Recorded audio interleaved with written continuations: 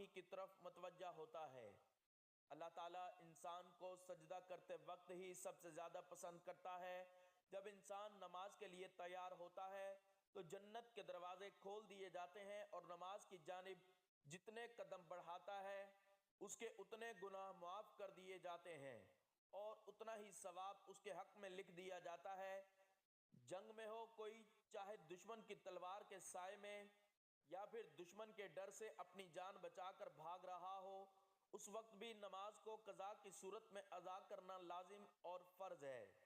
یہ اسلام کا فرمان ہے اور نماز بے شک دارین کی سعادتوں کا ضامن ہے۔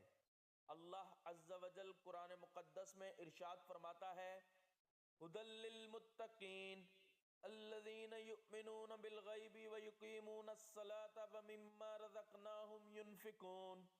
ترجمہ کہ یہ کتاب پرہیزگاروں کو ہدایت ہے جو غیب پر ایمان لائے اور نماز قائم رکھتے اور ہم نے جو دیا اس میں سے ہماری راہ میں خرچ کرتے ہیں۔ اور فرماتا ہے، وَأَقِیمُوا الصَّلَاةَ وَآتُوا الزَّکَاةَ وَارْکَعُوا مَعَ الرَّاکِعِینَ۔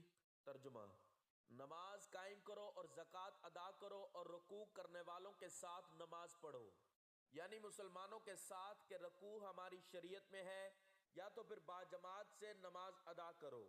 اور فرماتا ہے، حافظوا علی الصلاۃ والصلاۃ الوسطی وقوموا للہ قانتین۔ ترجمہ تمام نمازوں خصوصاً بیچ والی نماز عصر کی محافظت رکھو اور اللہ کے حضور ادب سے کھڑے رہو۔ اور فرماتا ہے، وَإِنَّهَا لَكَبِیرَةٌ إِلَّا عَلَى الْخَاشِعِینَ۔ ترجمہ نماز شان ہے مگر خشوع کرنے والے پر۔ نماز کا مطلقاً ترک تو سخت ہولناک چیز ہے، اسے قضا کر کے پڑھنے والوں کے لیے فرماتا ہے، فَوَيْلٌ لِّلْمُصَلِّينَ الَّذِينَ هُمْ عَنْ صَلَاتِهِمْ سَاهُونَ۔ ترجمہ خرابی ان نمازیوں کے لیے جو اپنی نماز سے بے خبر ہیں، وقت گزار کر پڑھنے اٹھتے ہیں۔ نماز کی اہمیت اس سے بھی پتہ چلتا ہے کہ اللہ رب العزت نے سب احکام اپنے حبیب صلی اللہ علیہ وآلہ وسلم کو زمین پر بھیجے۔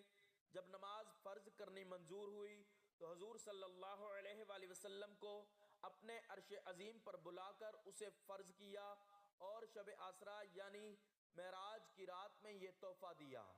اسی طرح اور فرماتا ہے، ان الصلاۃ کانت علی المؤمنین کتابا موقوتا۔